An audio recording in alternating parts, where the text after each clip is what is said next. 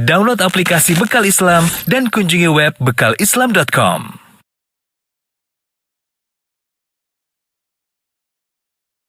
Bismillahirrahmanirrahim. Assalamualaikum warahmatullahi wabarakatuh. Alhamdulillahi ala ihsani wa syukru lahu ala taufiqihi wa amtinani. Wa asyhadu an la ilaha illallah wahdahu la syarika lahu ta'ziman li sya'ni. Wa asyhadu anna Muhammadan abduhu wa rasuluhu da'ila ridwanihi. Allahumma salli alaihi wa ala alihi wa ashabihi wa ikhwani. Para pemirsa yang dirahmati oleh Allah Subhanahu wa taala, pada kesempatan yang berbahagia ini kita akan menyampaikan kisah seorang hamba yang sangat mulia, yang sangat penyabar, yang merupakan teladan bagi setiap orang yang ditimpa dengan musibah. Dialah Nabi Ayyub alaihissalam. Yang Allah Subhanahu wa taala memujinya dengan berkata, "Inna wajadnahu sabiran, ni'mal 'abdu innahu awwab." Sungguhnya kami dapati Ayyub adalah seorang yang penyabar. Dia adalah sebaik-baik hamba dan dia sangat taat kepada Allah Subhanahu wa taala. Allah mengatakan, "Inna wajadnahu sabira." Kami mendapatinya menjadi hamba yang sangat penyabar. Kita tahu bahwasanya kehidupan kita tidak ada yang luput dari namanya ujian, dari namanya musibah, hal-hal yang tidak kita sukai, baik berkaitan dengan harta kita, atau berkaitan ekonomi kita, atau berkaitan dengan keluarga kita, atau berkaitan dengan jasad kita, atau berkaitan dengan harga diri kita. Saya rasa tidak ada yang luput dari musibah ini. Kalau enggak ekonominya lagi diuji, atau keluarganya lagi diuji, atau dirinya sendiri, jasadnya diuji, sakit dan yang lainnya, atau harga dirinya sedang diuji. Dan itu semua dialami oleh Ayyub alaihissalam. Ya.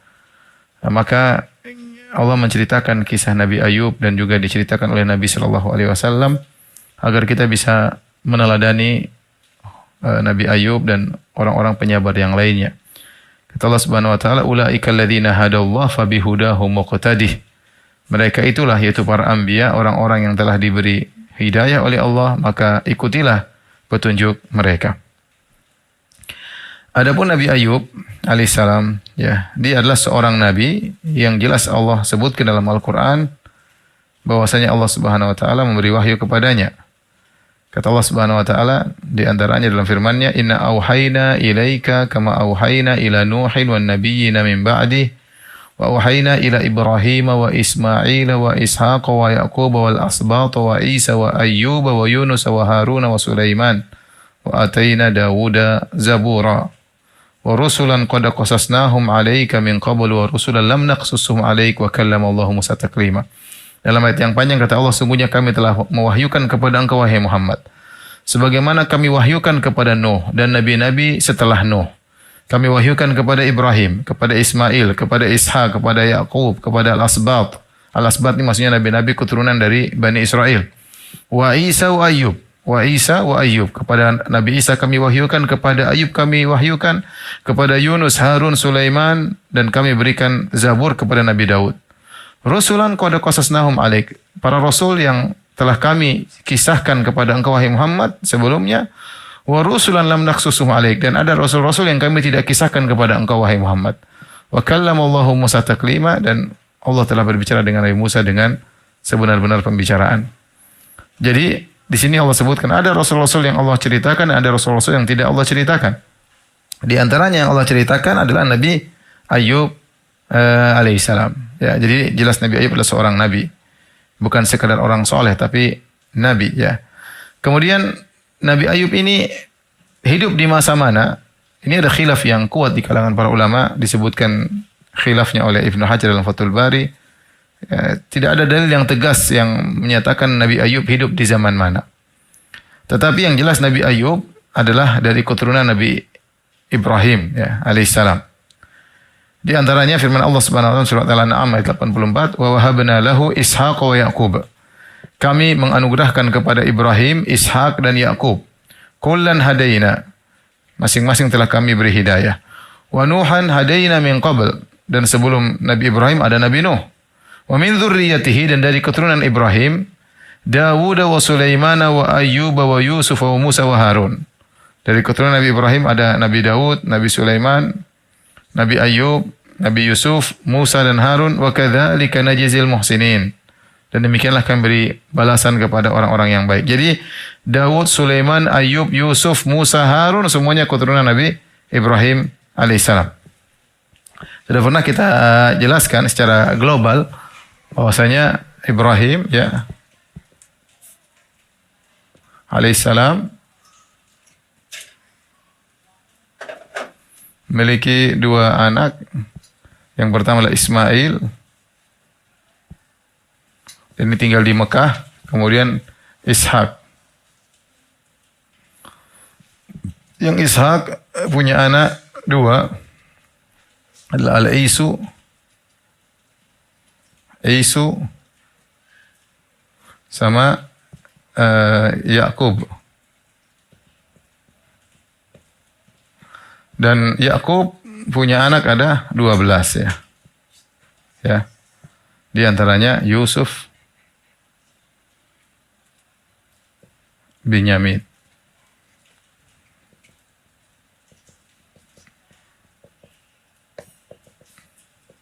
Ada 12 orang.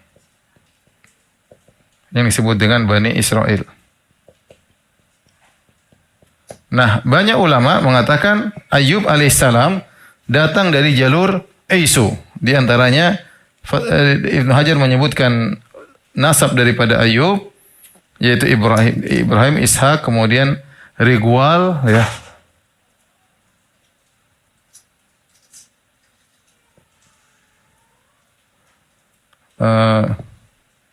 Sari baru Ayub ya.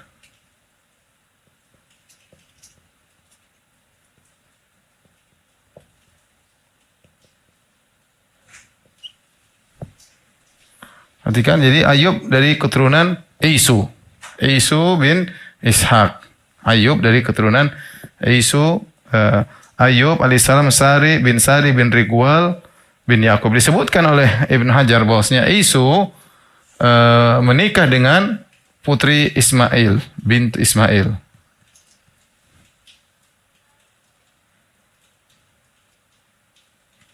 Jadi Nabi Ismail adalah omnya Isu. Demikian juga omnya Yakub. Nah, Isu menikah dengan sepupunya putri Ismail, lahirlah Rigual kemudian Sari, kemudian Ayub alaihissalam. Ini salah satu pendapat tentang nasab Nabi Ayub alaihissalam. Namun ini pendapat sebagian salaf. Namun dalil tegas dari Al-Quran maupun dari hadis tentunya tidak ada ya, tidak ada.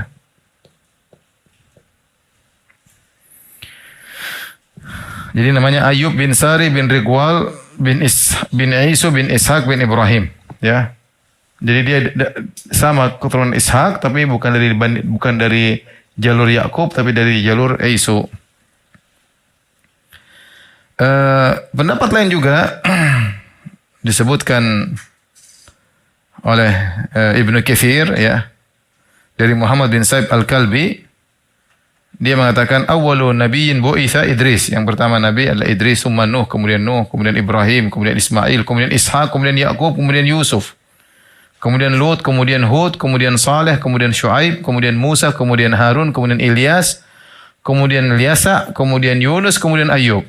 Adapun pendapat Muhammad bin Sa'ib Al-Kalbi, Nabi Ayub ini nabi-nabi terakhir yang mendekati Rasulullah sallallahu alaihi wasallam, mendekati Nabi Isa. Ya, ini pendapat lagi dari sebagian salaf dari Muhammad bin Sa'ib Al-Kalbi. Jadi dia mengatakan Nabi Ayub itu setelah Musa dan setelah Harun, setelah Ilyas, setelah Ilyasa, setelah Yunus.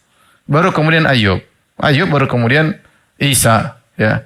Jadi menjelang Nabi Isa, menjelang Nabi Muhammad sallallahu alaihi wasallam. Adapun menurut pendapat yang ini Nabi Ayub masih di awal-awal, masih jauh, ya. Jadi Nabi Ayub kira-kira setelah Nabi Yusuf. Nabi Ayub kira-kira setelah Nabi Yusuf zamannya. Wallahu a'lam bishawab. Maka ini ada khilaf yang kuat di kalangan para ulama, namun tidak ada dalil yang tegas tentang kapan zaman Nabi Ayub dan tidak begitu penting bagi kita. Yang jelas dia adalah keturunan Nabi Ibrahim alaihissalam, keturunan Nabi Ishak alaihissalam. Taib, Allah Subhanahu wa taala sebutkan kisah Nabi Ayub dalam Al-Qur'an dalam dua ayat. Yang pertama dalam surat Al-Anbiya 83 ya, ayat 83 kata Allah Subhanahu wa taala wa ayyuba idz nada rabbahu, dan ingatkanlah atau sebutkanlah kisah Nabi Ayub.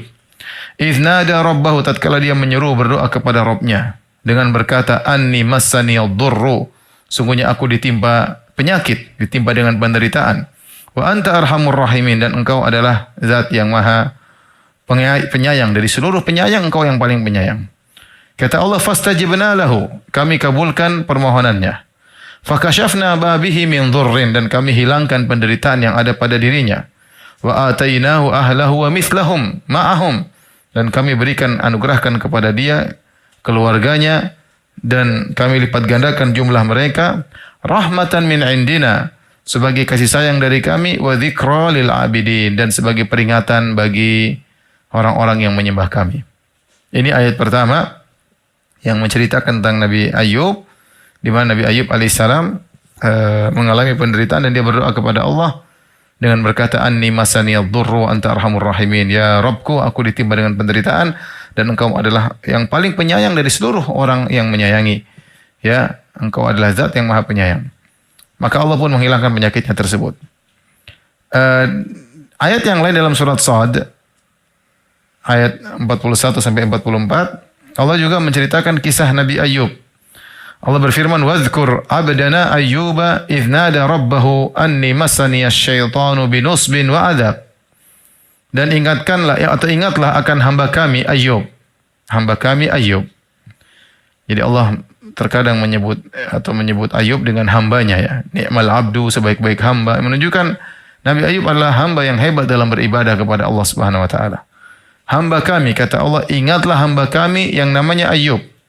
Iznada rabbahu, tatkala dia berdoa kepada Rabbnya, anni massani syaitan, sungguhnya aku diganggu oleh syaitan, binusbin wa azab, dengan penyakit, dengan penderitaan, wa azab, dengan siksaan, itu dengan bencana. Ya, nanti kita sebutkan apa penderitaan yang dialami oleh Nabi Ayub dan apa siksaan atau penderitaan atau bencana yang dialami oleh Nabi Ayub. Kata Allah, urkud, Allah kabulkan permintaan doanya Nabi Ayub. Kata Allah, urkud birijlika. Ya, kata Allah Subhanahu wa taala, hentakkanlah kakimu, yaitu disuruh tendangkan. Hadza muktasalun baridun wa syarab. Maka tiba-tiba keluar air dari tanah bekas tendangan atau hentakan kaki Nabi Ayub. Keluarlah air yang dingin, ya. Muktasalun bisa untuk digunakan mandi, baridun yang dingin, wa syarab, dan juga bisa untuk minum.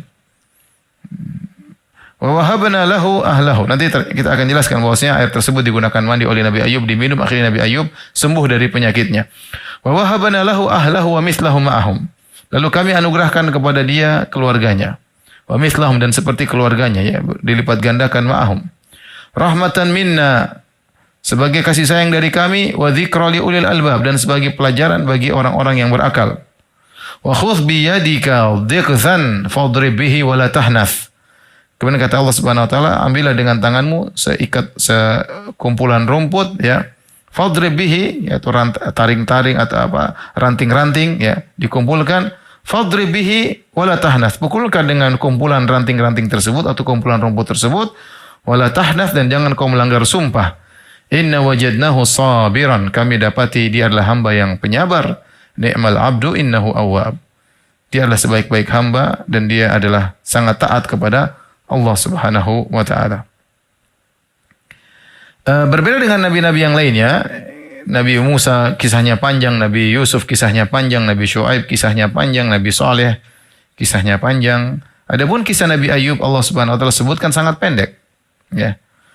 Oleh karenanya kalau kita ingin tahu tentang kisah Nabi Ayub secara lebih detail dan lebih dalam, mau tidak mau kita harus kembali kepada hadis dan athar para sahabat.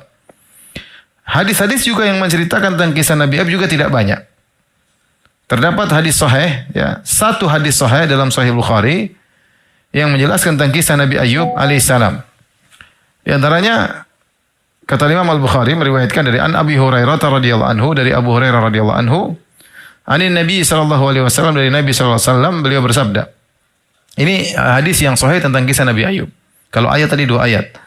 Bainama Ayyub yaqtasilu uryanan, tatkala Nabi Ayub sedang mandi telanjang. Kharra alaihi rijlu jaradin min dhahab, ya. Tiba-tiba jatuh dari langit belalang, ya, yang terbuat dari emas. Belalang emas jatuh. Faja'ala yahfi fi thawbihi, maka datang belalang-belalang dari emas berjatuhan, maka mulailah Nabi Ayub mengumpulkan belalang tersebut di bajunya. Dia ngumpulin hujan belalang emas. Fanadahu rabbuhu, maka Allah memanggilnya berkata, "Ya Ayub, wahai Ayub, alam akun agnaituka, bukankah aku telah membuat engkau berkecukupan amma tara, daripada apa yang kau lihat? Kan sudah cukup. Ngapain kau kumpulin belalang-belalang emas?" Kata Nabi Ayub, "Qala bala." Tentu ya Allah, engkau telah beri kecukupan kepadaku. Bala ya Rabbi. Walakin la ghina li an barakatika. Tapi aku tidak pernah merasa puas dengan keberkahan yang kau berikan kepadaku. Nabi Ayub mengatakan, saya sudah cukup, tapi ini keberkahan yang kau kirimkan aku ambil terus. Ini satu-satunya hadis yang sahih yang menyebut tentang kisah Nabi Ayub alaihissalam. Oleh karenanya, Al-Hafidz Ibnu Hajar dalam Fathul Bari menyebutkan bahwasanya secara zahir seluruh hadis-hadis yang menyebutkan tentang kisah Nabi Ayub adalah hadis-hadis yang dhaif menurut Imam Al-Bukhari. Oleh karenanya Imam Al-Bukhari dalam sahihnya yang menyebutkan satu hadis tentang Nabi Ayub alaihissalam. Dan ini yang dilihat oleh Ibnu Hajar, semua hadis-hadis tentang Nabi Ayub semuanya dhaif. Yang sahih cuma satu ini, Nabi Ayub pernah mandi telanjang. Tatkala sedang mandi telanjang tiba-tiba ada berjatuhan belalang-belalang emas, maka dia pun kumpulkan belalang-belalang emas tersebut. Adapun kisah Nabi Ayub yang tersebar di masyarakat yang sering kita dengar, semua datang dalam kisah Israiliyat. Apa sih kisah Israiliyat ya? Coba hapus.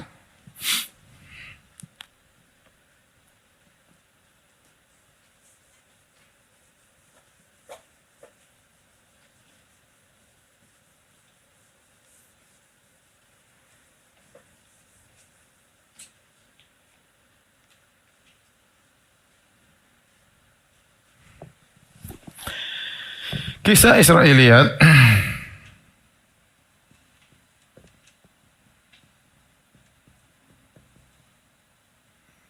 maksudnya adalah kisah-kisah tentang Bani Israel. Tentang Bani Israel, ya. Nah, kisah Israel ini bisa datang dari dua jalur, ya.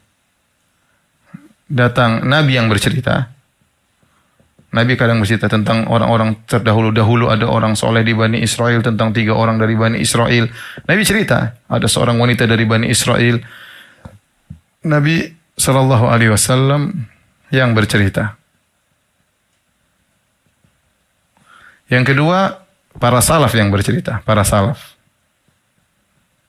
Dalam hal ini sahabat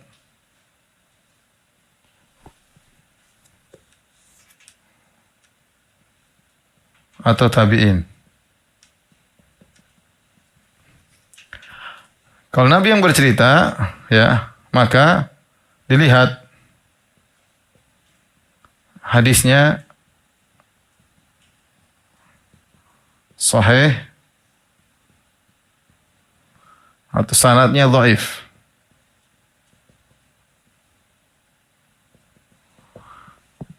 Jika hadisnya sahih, maka ini bukan lagi namanya Israiliyat. Ini namanya bukan lagi Israiliyat, namanya hadis Nabi.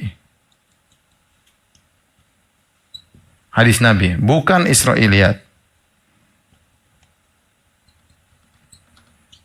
Kenapa? Karena yang cerita Nabi SAW, maka hukumnya adalah hadis Nabi. Hukumnya hadis Nabi SAW. Walaupun dhaif, maka kita tidak terima. Hadis dhaif. Adapun para salaf atau para sahabat tabi'in, maka hukumnya sama. Kita lihat, bisa jadi sanadnya sahih. Sanadnya dhaif.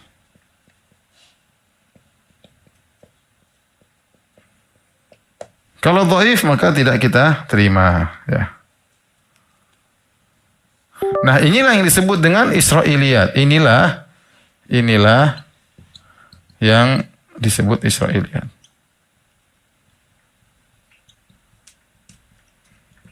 Nah, Israiliyat ini kalau sanadnya sahih, maka ada 3 kemungkinan.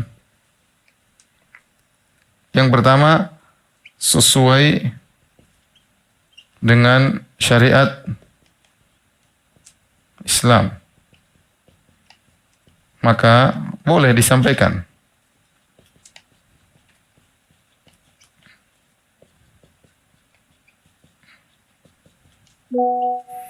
Yang kedua, kontennya bertentangan dengan dalil-dalil sahih.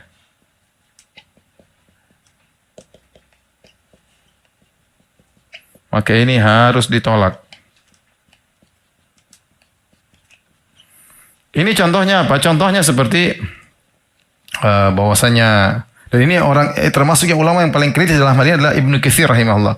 Ibnu Katsir dalam tafsirnya sering menyebutkan kisah-kisah Israiliyat, tetapi dia kritis ya. Contoh seperti kisah Auk bin Nuj atau Auk bin Nuj yang atau Auk bin siapalah namanya, yang kisah orang raksasa yang katanya tingginya sekitar 1,5 kilometer dan lainnya, kisah-kisah yang aneh, maka dibantah oleh Ibnu Katsir. Beliau mengatakan ini kisah enggak mungkin karena orang paling tertinggi Nabi Adam alaihissalam. Nabi Adam tingginya 60 hasta, enggak mungkin ada orang yang lebih tinggi daripada 60 hasta. Intinya contoh bahwasanya ada kisah Israiliyat yang dibantah oleh para ulama karena bertentangan dengan hadis yang sahih. Rasulullah SAW mengatakan bahwasanya Adam diciptakan dengan tuluhu situna zira'an, tingginya 60 hasta. Kemudian walam yazalil khalqu yanqusu ba'du hatta al-an. Setelah itu manusia semakin berkurang tingginya sampai sekarang. Maka ini harus ditolak. Yang model ketiga ya, kontennya ya tidak didukung oleh dalil yang lain, dalil syar'i, namun juga tidak bertentangan. Cerita misalnya suatu cerita, wallahu alam benar atau tidak, maka ini boleh diceritakan. Kata Nabi SAW, hadithu an Bani Israel wala haraj. Kata Nabi, sampaikanlah kisah dari Bani Israel dan tidak mengapa. Kata Nabi, sampaikanlah dari kisah Bani Israel wala haraj, dan ceritakan enggak ada jadi masalah. Jadi kalau kita dapat kisah Israiliyat masih dalam koridor ini, maka tidak apa-apa kita ceritakan selama sanadnya sahih. Tapi kalau bertentangan dengan sesuai kedua syarat Islam dibenarkan oleh Nabi SAW ya, atau sesuai dengan dalil, maka bagus. Kalau bertentangan dengan dalil, maka kita harus tolak.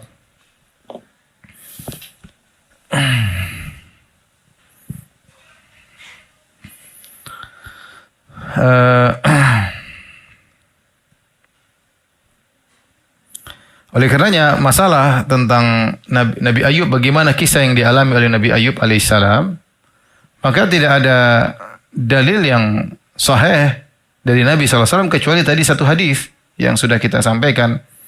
Al-Quran menyebutkan dengan global, ya, kita perlu penjelasan dari apa maksud cerita Allah tersebut.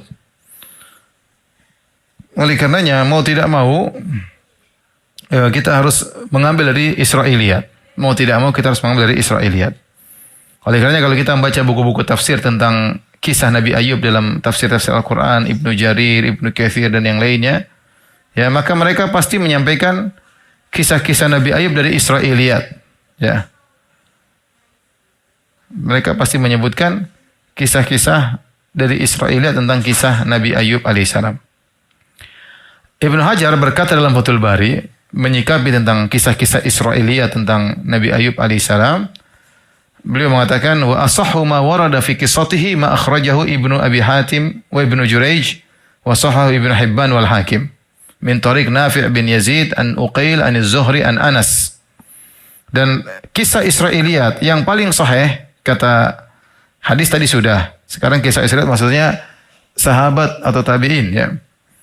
Kisah Israiliyat yang paling sahih adalah yang diriwayatkan oleh Ibnu Abi Hatim dan Ibnu Jurayj dan disahihkan oleh Ibnu Hibban dan Al-Hakim dari jalan Nafi' bin Yazid dari Uqail, dari Zuhri, dari Anas bin Malik. Jadi yang paling sahih Israiliyat adalah dari Anas bin Malik. Apa kata Anas bin Malik? Anas seorang sahabat radhiyallahu anhu, dia bercerita tentang kisah Nabi Ayub. Ya, tentang kisah Nabi Ayub. Dan Anas tidak dikenal mengambil dari Israiliyat. Apakah Anas tidak? Ada sebagian sahabat yang dikenal mengambil kisah dari orang-orang Yahudi. Karena para sahabat dulu berinteraksi dengan orang Yahudi, terkadang mereka dengar orang Yahudi cerita di Madinah tentang kisah-kisah Nabi dahulu, tentang kisah orang-orang terdahulu, sehingga mereka meriwayatkan. Ada yang menyebutkan seperti Ibnu Abbas radhiyallahu anhu, ada Abdullah bin Amr bin As, ya. Setahu saya Anas bin Malik bukan termasuk orang yang sering mendengar dari Israiliyat, tapi Allah alam bisawab, nanti perlu dicek kembali. Intinya Anas bercerita, anna Ayyub alaihissalam ubtuliya, kata Anas bin Malik radhiyallahu anhu, sungguhnya Ayyub alaihissalam diuji oleh Allah. Falabitha fi balaihi 13 sanah. Maka beliau diuji bersabar dalam ujian tersebut sampai 13 tahun. Ya, farafadahul qarib wal ba'id, sampai orang yang dekat tidak mau dekat dengan dia, apalagi orang yang jauh. Kerabat tidak mau, selain kerabat juga enggak mau dekat dengan dia. Kenapa? Karena mungkin berpenyakit, mungkin tubuhnya menjijikkan dan yang lainnya. Illa rajulaini min ikhwanihi, kecuali ada 2 orang lelaki dari saudaranya, itu mungkin kakaknya, adiknya dari saudaranya Nabi Ayub. Adapun kerabat sepupu semua enggak ada yang mau dekat Nabi Ayub. Fakana yaqduwani ilaihi wa yaruhani, dan kedua orang kakak adiknya ini, 2 orang ini senantiasa menjenguk Nabi Ayub. Ya, pagi hari dijenguk, kemudian sore mereka pulang. Suatu hari mereka jenguk Nabi Ayub, mungkin setelah belasan tahun. Faqala ahaduhuma lil akhar, setelah mereka menjenguk Nabi Ayub, lihat kondisi Nabi Ayub yang parah, sakit, maka salah satu dari kedua orang ini berkata kepada yang lainnya, laqad aznaba Ayyubu dzamban aziman. Ayub ini pasti sudah melakukan dosa besar. Wa illa, kalau tidak, lakushifa anhu, tentu penyakitnya sudah sembuh. Kenapa enggak sembuh-sembuh 13 tahun penderitaannya? Lakushifa an hadzal bala'u, kalau tidak tentunya penderitaannya akan hilang. Fadzakarahul akhar li Ayyub, akhirnya salah satu saudara yang diceritain ngomong kepada Nabi Ayub, wahai Ayub, tadi waktu kami berdua menjengukmu, yang satu ngomong ke saya, dan dia bilang begini-begini, bahwasanya tidaklah engkau diuji dengan ujian sampai 13 tahun penderitaan, kecuali engkau melakukan dosa besar. Fahazina, maka Ayub pun sangat bersedih. Wada Allah hina idzin, tatkala itulah baru kemudian dia berdoa, yang Allah abadikan dalam Al-Quran, anni masaniyad dhurru wa anta arhamur rahimin. Ya Allah, sungguhnya aku ditimpa dengan penderitaan dan Engkau adalah Maha Penyayang di antara para penyayang. Ini adalah asar Israiliyat atau Israili dari Anas bin Malik yang sangat sahih, yang paling sahih, yang bercerita tentang penderitaan yang dialami oleh Ayub itu selama 13 tahun. Dan Nabi Ayub tidaklah berdoa kepada Allah kecuali setelah ada yang ngata-ngatain dia, apalagi saudaranya sendiri, kakaknya atau adiknya sendiri yang bercerita, yang mengatakan tidak mungkin Nabi Ayub begini kecuali melakukan dosa besar. Tatkala itu baru Nabi Ayub tidak kuasa, akhirnya dia berdoa kepada Allah Subhanahu wa taala karena omongan. Karena kita tahu namanya orang soleh, orang-orang yang baik, terkadang ujian berkaitan dengan harga dirinya lebih berat daripada ujian berkaitan dengan fisiknya dan hartanya, ya. Oleh karenanya seorang penyair berkata, jarahatu sinani la altiamu wala yaltaimu ma jarahal lisanu. Luka akibat sayatan pedang masih bisa diperbaiki, masih bisa disembuhkan, tapi luka diakibatkan sayatan lisan sulit untuk diperbaiki, sulit untuk disembuhkan. Kemudian Anas melanjutkan, kita lanjut dari kisah Israel tadi. Setelah ada yang cerita, sungguhnya engkau wahai Ayub tidak mungkin terkena penyakit sebanyak ini kecuali karena melakukan dosa besar, ya. Suatu hari kharaja li hajatihi wa amsakat imra'atuhu biyadihi. Maka Nabi Ayub suatu hari keluar, ada keperluan, kemudian istrinya menuntunnya, memegangnya, karena dia tertati-tati, sakit parah. Falamma faragha, kemudian tatkala Nabi Ayub setelah keluar dari hajatnya, mungkin buang hajat, ya, dituntun oleh istrinya. Istrinya sangat salehah, nanti akan diceritakan bagaimana istrinya sangat salehah, ya. Nabi Ayub dalam kondisi sulit pun dia temani, bukan seperti kata orang ada uang abang disayang, enggak ada uang abang ditendang, ya. Dicerai sama istri. Falamma abta'at alaihi, ya, tatkala istrinya lambat, ya. Jadi Nabi Ayub sudah buang hajat, istrinya nggak datang-datang untuk ngangkat dia. Kok nggak datang-datang lama? Fa'auhallahu ilaihi, maka Allah kasih wahyu kepada Nabi Ayub. Anirqud birijlik. Maka hentakkanlah kakimu di tanah. Fadaraba birijli arda. Maka Nabi Ayub pun memukulkan kakinya di tanah. Fanaba'at ainun. Tiba-tiba keluar mata air. Faktasala minha. Maka kemudian dia pun mandi dari mata air tersebut. Faraja'a sahihan. Kemudian dia pun sembuh tiba-tiba. Sembuh, badannya segar kembali, sehat walafiat. Faja'at imra'atuhu. Datang istrinya. Setelah ngantar buang air besar, ditinggal, kemudian datang mau dijemput lagi oleh istrinya. Falam ta'rifu, istrinya bingung, mana Ayub? Ya. Karena Ayub sudah kembali segar, sehat. Fasa'alatu an Ayub. Maka istrinya tanya sama Nabi Ayub, Ayub di mana? Tadi lihat enggak ada laki-laki sini sakit, kemudian gini. Maka Ayub berkata, fa inni ana huwa. Saya ini Ayub. Saya ini Ayub. Istrinya kaget. Wa kana lahu andarani ahaduhuma lil qamhi wal akhar lisyair. Nabi Ayub punya dua tempat, semacam dua bejana. Yang satu untuk menyimpan alqamah, yang satu untuk syair, satu untuk gandum putih, satu untuk gandum merah, ya. Fa ba'atsallahu lahu sahabatan, tiba-tiba Allah mengirim awan, fa afragat fi andaril qamah adz-dzahab. Tiba-tiba Allah menurunkan hujan emas lewat awan tersebut sehingga emas tersebut berjatuhan di bejana yang biasanya menampung gandum merah. Hatta fadha, sampai meluber emas tersebut. Wa fi andar syair al-fiddah, kemudian di gandum yang tempat gandum putih biasanya Allah turunkan hujan itu menurunkan perak. Hatta fadha, sampai meluber dari tempatnya tersebut.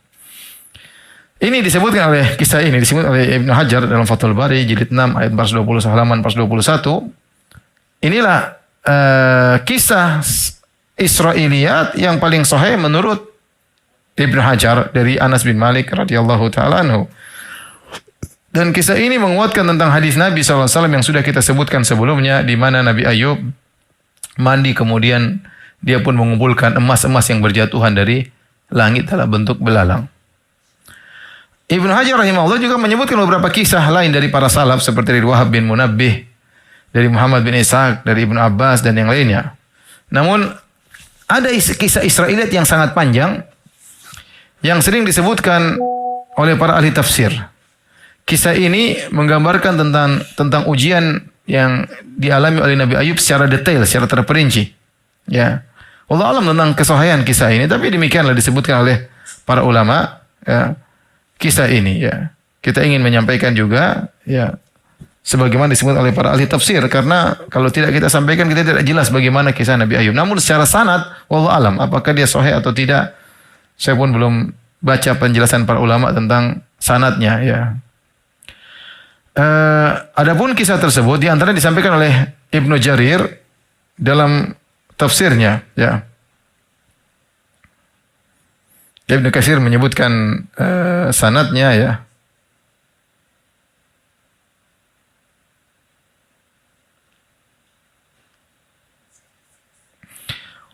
Beliau mengatakan haddatsan Al-Qasim an Al-Husain an Makhlad bin Husain an Hisham an Al-Hasan an Hajjaj an Mubarak an Al-Hasan. Ini semua perlu dicek, ya.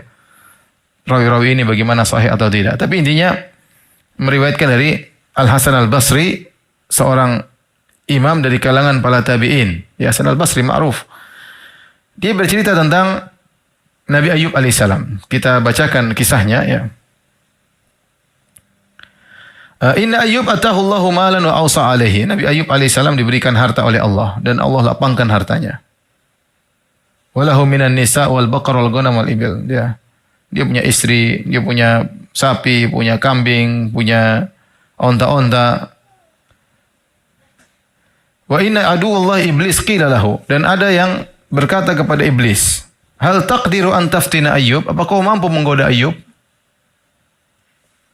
Qala rabbi in Ayub asbaha fi dunya min malin wa waladin wa la yastatu an la yashkuruka walakin sallitni ala malihi. Maka iblis berkata kepada Allah, wahai Allah, sungguhnya hambamu Ayub, dia diberikan dunia, harta, anak-anak, punya istri, ya, dan dia tidak mampu untuk tidak bersyukur kepadamu, selalu bersyukur kepada engkau.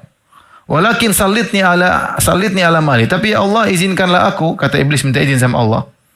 Ya Allah, izinkanlah aku untuk menggodanya, menguji dari sisi hartanya, wa waladi, dan juga anak-anaknya. Wa satara kaifa yuti'uni wa ya'sik, dan kau akan lihat ya Allah, Ayub akan taat kepadaku dan bermaksiat kepada engkau ya Allah. Maka Allah pun mengizinkan iblis untuk menggoda Ayub dari sisi harta dan anak-anaknya.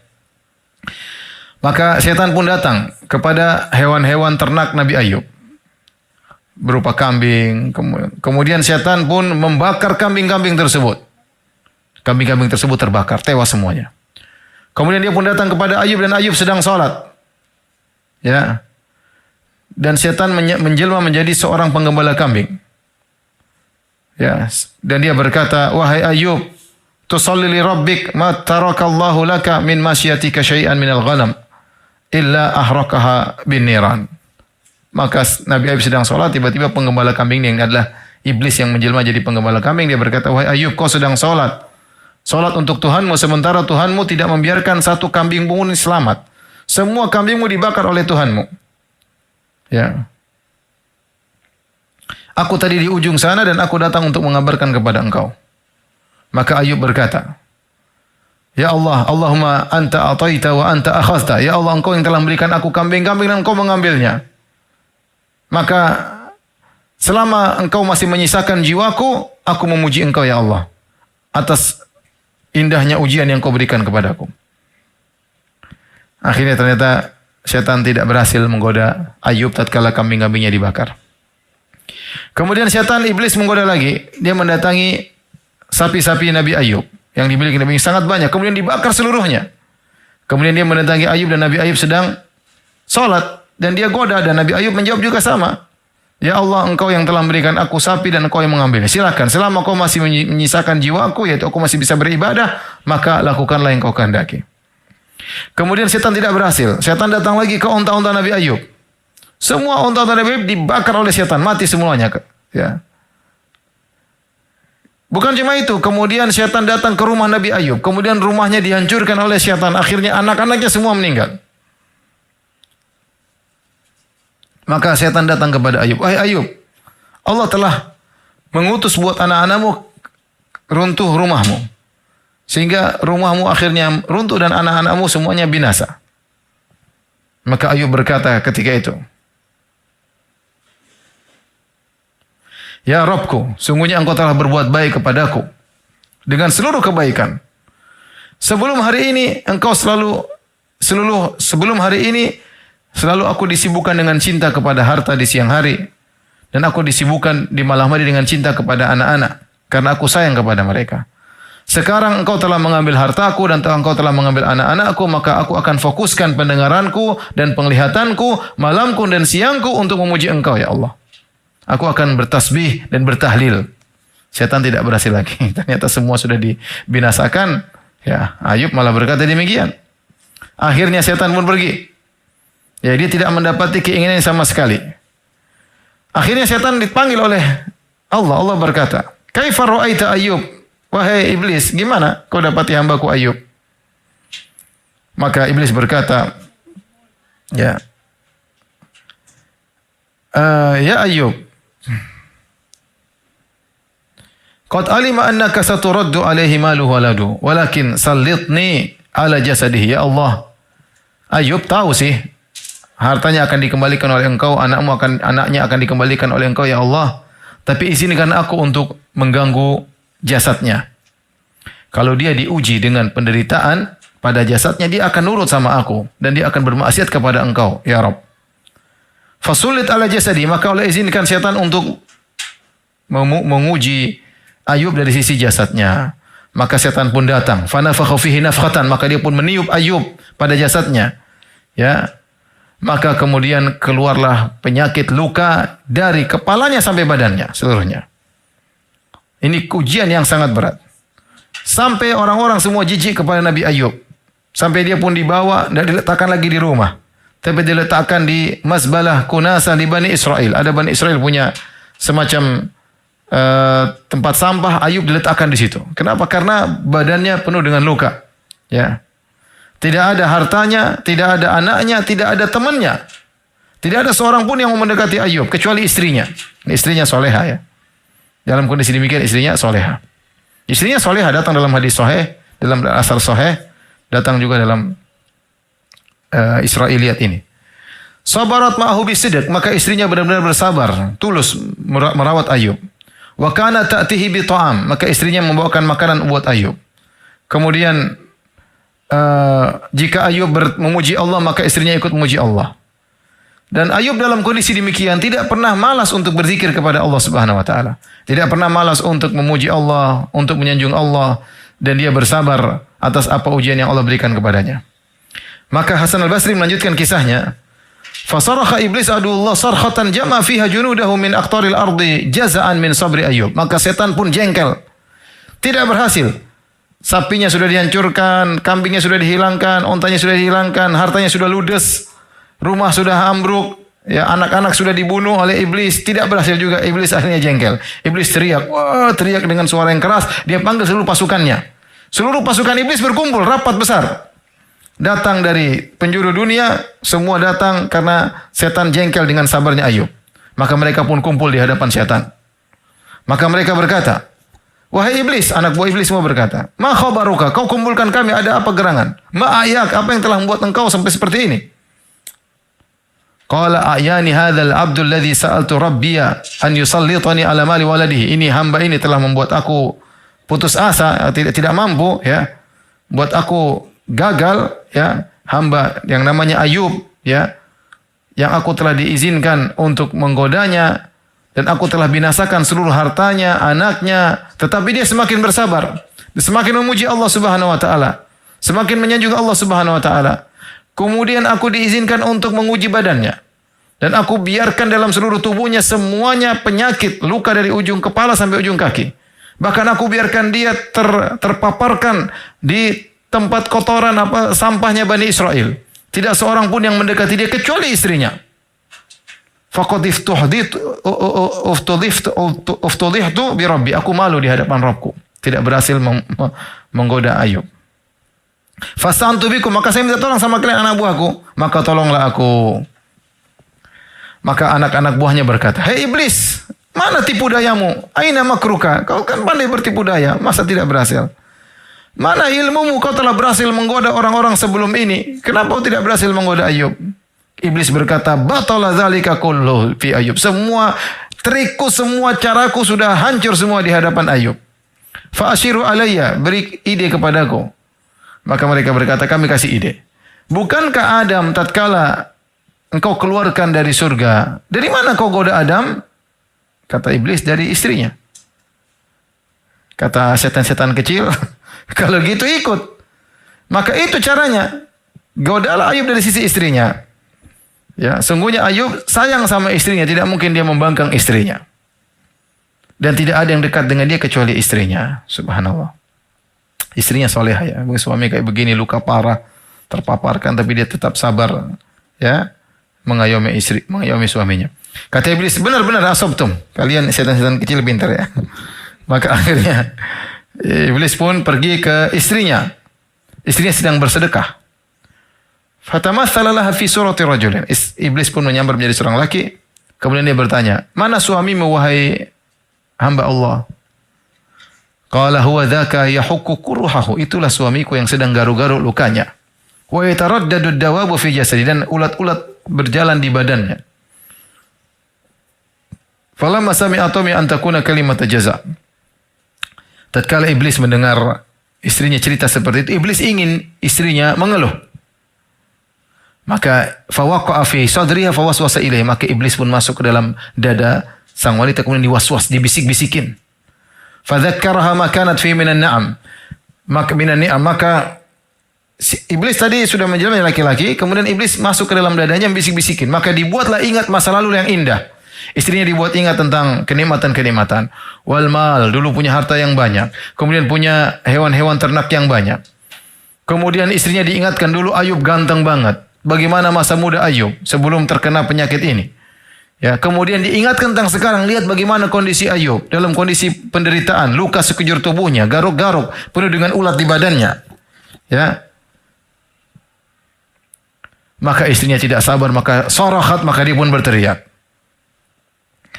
Maka tatkala istrinya berteriak, maka iblis tahu bahwasanya ya istri Ayub sudah mengeluh.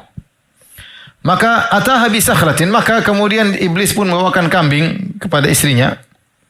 Kemudian dia berkata, hendaknya kambing ini ya disembelih ya untuk Ayub. Sembelih untukku bagi Ayub, maka dia akan sembuh. Kemudian istrinya pun datang bawa kambing tersebut. Dia datang kepada Ayub, dia berkata, wahai Ayub, sampai kapan yu'adzibuka rabbuka? Sampai kapan Tuhanmu terus menyiksamu seperti ini? Ala yarhamuka? Kenapa Tuhanmu tidak sayang kepadamu? Ainal masyiyah? Lihat bagaimana. Mana semua hewan-hewan ternak kita? Sudah hilang semuanya. Ainal mal? Mana harta semuanya sudah hilang. Ainal walad? Anak-anak kita juga sudah hilang semua. Ainal sadiq? Mana teman? Enggak ada sama sekali. Ainal launukal hasan? Mana tubuhmu, kulitmu yang indah? Semuanya sudah berubah. Wasara mislar ramad? Sekarang tubuhmu semua seperti debu. Ya, hancur lebur penuh dengan ulat. Aina jismukal hasan ladzi qad baliya? Mana tubuhmu yang dulu indah sekarang sudah rusak semua. Wa taraddada fihi dawab? Sekarang ulat-ulat sudah berjalan di tubuhmu. Idhbah hadhihi sakhlah wastarih? Sembelihlah ini kambing ini, kemudian selesai. Disuruh menyembelih kepada selain Allah. Disuruh syirik. Ayub paham, kata Ayub, ataki adullah wa istriku. Musuh Allah telah datang kepadamu. Fanafakha fiki, dan dia telah menggodamu. Fawajada fiki rifqan wa ajabtihi. Dia telah mendapati dirimu lemah dan kau telah memenuhi ya seruannya. Wailaki ara'aiti ma tabkina alaihi mimma tadhkurin? Celaka engkau wahai istriku. Ya. Lihatlah apa yang kau sekarang tangisi. Perkara-perkara yang kau tangisi dari yang kau sebutkan tadi, harta, hewan ternak, anak-anak. Ma kunna fi minal mal wal wasah wasyabab, yang kau sebutkan tentang kenikmatan-kenikmatan terdahulu. Mana atonihi? Siapa yang telah memberikan kepadaku semua kenikmatan tersebut? Istrinya menjawab, Allah. Qala, Ayub berkata, fakam muti'na bihi? Berapa lama kita dikasih nikmat seperti itu? Qala thamanina sanah. Kata istrinya, kita diberi nikmat dengan nikmat yang banyak 80 tahun.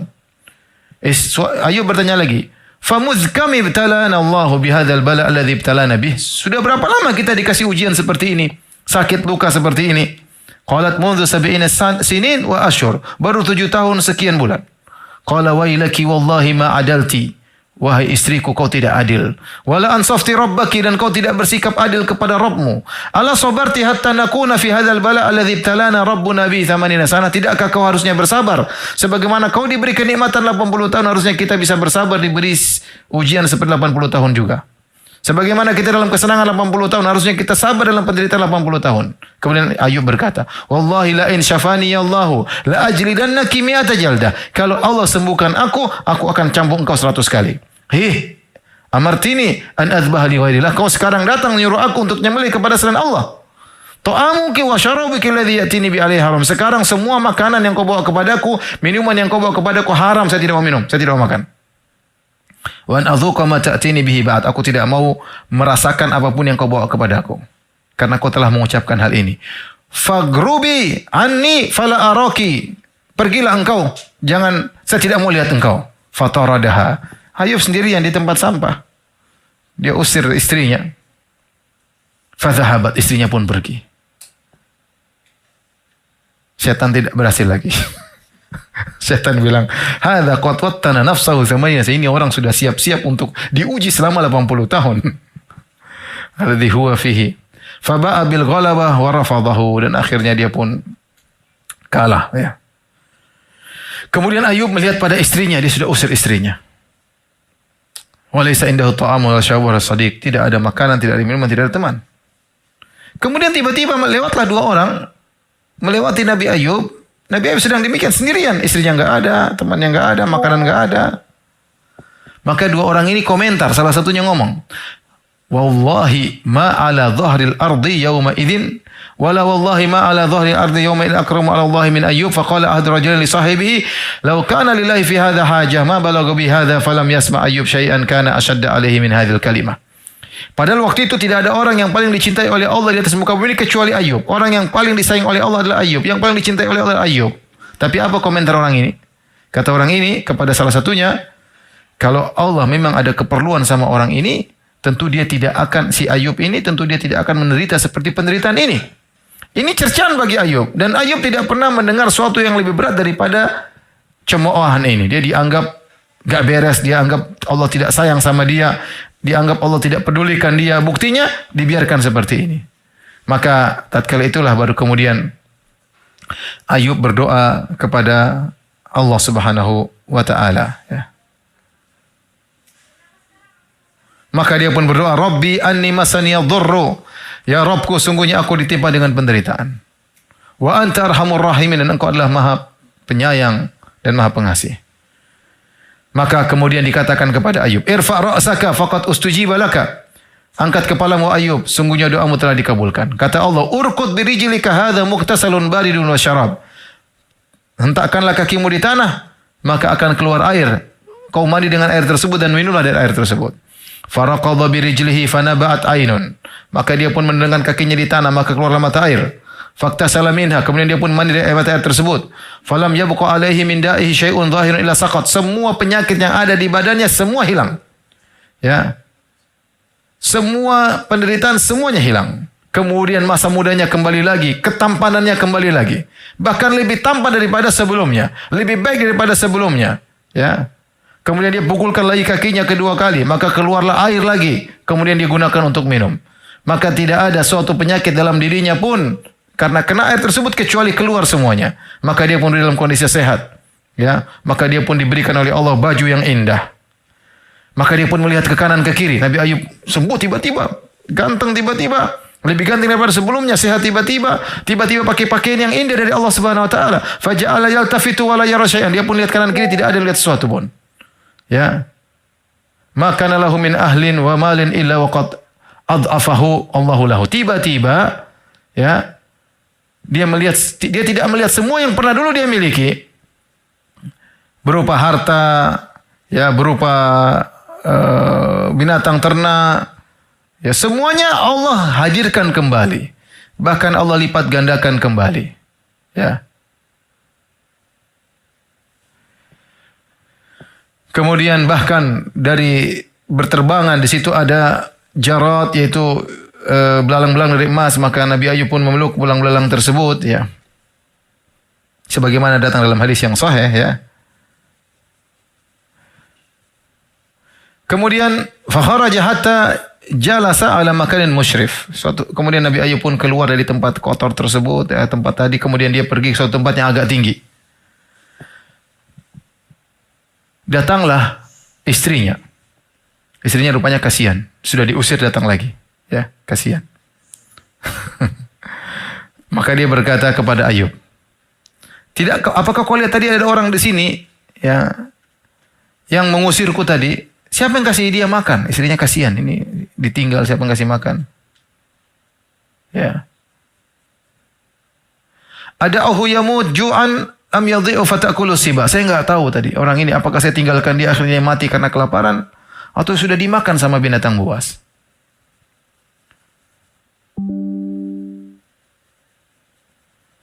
Maka dia pun datang, dia lihat, ya, mohon maaf, tadi istrinya ngomong pada dirinya sendiri, ya. Dia ngomong pada dirinya sendiri. Waktu dia sudah pergi, dia ngomong, tadi gimana sih Ayub? Saya tinggalkan, dia sudah usir saya, tapi kalau saya tinggalkan nanti dia mati atau kemudian dimakan binatang buas. La arji'anna ilaihi, saya akan kembali ke tempat tersebut. Maka dia pun balik ke tempat kotoran, tempat sampah. Maka tidak lagi tempat sampah di situ dilihat, semua sudah berubah. Ya. Semua kondisi telah berubah. Kemudian dia putar-putar di situ dan dia menangis. Ya. Di situ ada mata air yang tadi Ayub tendang, kemudian keluar mata air. Kemudian tiba-tiba ada seorang memakai kain yang indah, kemudian datang kepada wanita tersebut. Ya. Kemudian dia bertanya, "Ma turini ya amatallah?" Apa yang kau cari wahai hamba Allah? Padahal Ayub. Maka istrinya menangis. Maka istrinya berkata, "Aku mencari seorang lelaki yang tadi terbuang di sini di tempat sampah. Aku tidak tahu apakah dia sudah hilang atau kemana atau apa yang telah terjadi padanya." Maka Ayub bertanya, "Kau ini siapanya?" Fabakat, wanita ini menangis. Dia berkata, "Itu suamiku." Fahal ra'aitahu, apa kau lihat suamiku? Kemudian istrinya terus menangis. Dia tadi di sini. Kemudian akhirnya Ayub berkata, "Apakah kau kenal suamimu jika kau melihatnya?" Kata sang wanita, "Apakah saya tidak tahu?" Ya. Melihat, saya pasti tahu dia kalau saya lihat dia. Akhirnya istrinya Ayub melihat kepada Ayub. Ya, kemudian dilihat dengan penuh lihat perhatian, sementara Ayub dengan karismatiknya, ya. Kemudian dia berkata, ketahuilah bahwasanya suamiku kalau dia sehat seperti kamu. Kalau dia seperti kamu. Maka Ayub berkata, fa inni ana Ayub. Aku adalah Ayub suamimu. Yang tadi kau perintahkan aku untuk menyembelih untuk syaitan. Sungguhnya aku telah taat kepada Allah dan aku maksiat kepada syaitan. Ya, aku telah berdoa kepada Allah dan Allah telah mengembalikan seluruh apa yang kau lihat. Inilah para pemirsa yang dirahmati Allah Subhanahu wa taala, ya, riwayat yang disampaikan oleh Hasan Al-Basri, ya, tentang bagaimana kisah Nabi Ayub alaihissalam. Dalam sebagian riwayat juga disebutkan, ya, bahwasanya istrinya bersabar, tiap hari berikan makanan untuk Ayub bertahun-tahun sampai 7 tahun.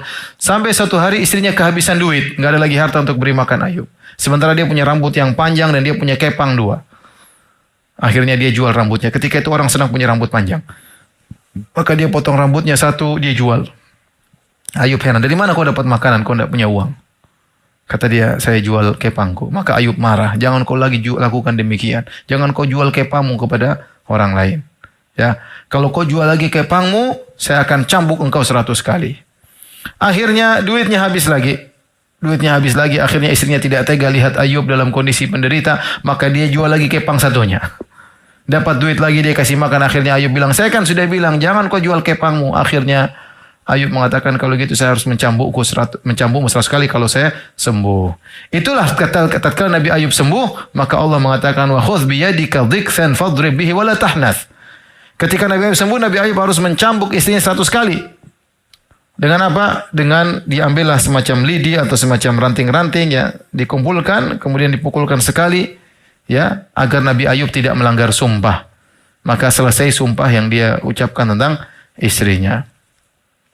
Inilah para pemirsa yang dirahmati oleh Allah Subhanahu wa taala tentang kisah Nabi Ayub, ya, yang datang dalam Al-Qur'an maupun hadis dan beberapa asar Israiliyat. Namun saya katakan tadi kisahnya yang sering kita dengar itu kebanyakan datang dalam Israiliyat. Wallahu alam akan kesahihannya. Tapi kalau kita boleh ambil faedah dari kisah Nabi Ayub, ya.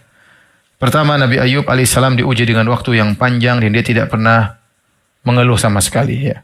Bayangkan diuji dengan tadinya dia punya keluarga, punya anak-anak yang banyak.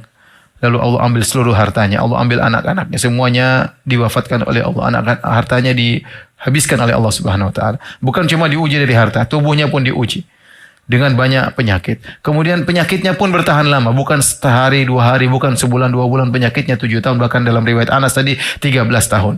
Maka semua orang meninggalkan dia. Kalau orang sakit, akan datang orang menjenguknya. Sakit biasa, seorang datang kepadanya. Sehari, 2 kali, hari pertama, hari ketiga. Namun sudah sebulan, sudah mulai jarang orang menjenguknya. Itu demikian kondisi masyarakat. Ya, sudah bosan menjenguk, tidak ada yang menjenguk. Nabi Ayub bukan cuma itu, bukan tidak dijenguk, bahkan orang menjauh. Kenapa? Takut dengan penyakit menularnya. Semua orang menjauh. Ya, dan ini ujian yang dihadapi oleh Nabi Ayub alaihissalam. Namun semua itu tidak membuat dia pernah mengeluh sama sekali.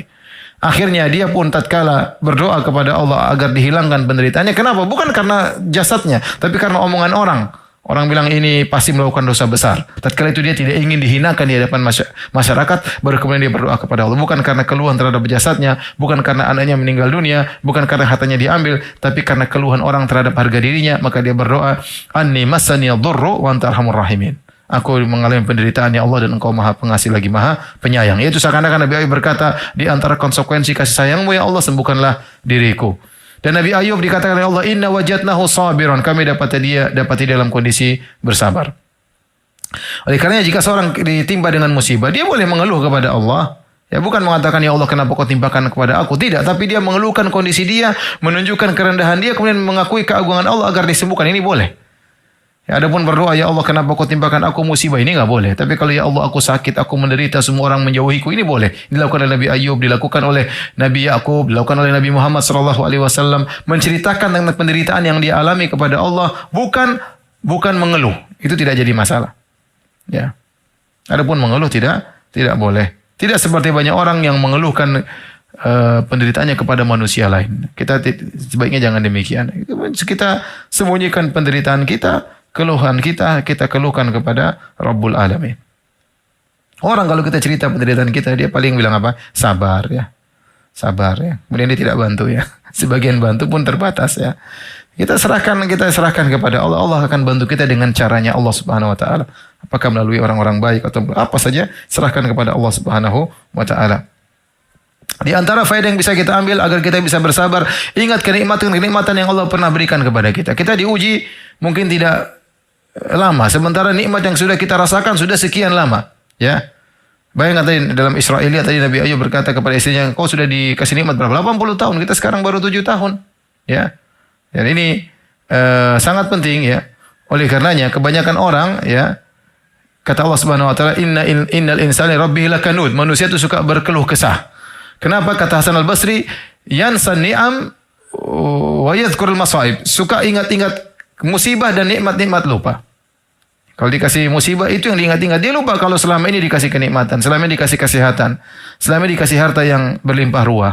Mungkin dalam kondisi tertentu, dalam kondisi sulit ya tidak boleh dia mengeluh.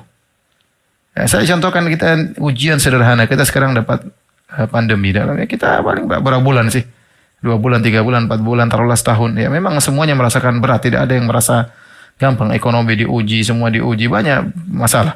Tetapi ingatlah kenikmatan yang selama ini Allah berikan kepada kita. Puluhan tahun mungkin orang kasih kita kenikmatan. Diuji kemudian kita mengeluh kepada Allah. Ya Allah kapan selesainya Allah. Kita mengeluh nggak boleh seperti itu. Sabar, jaga lisan.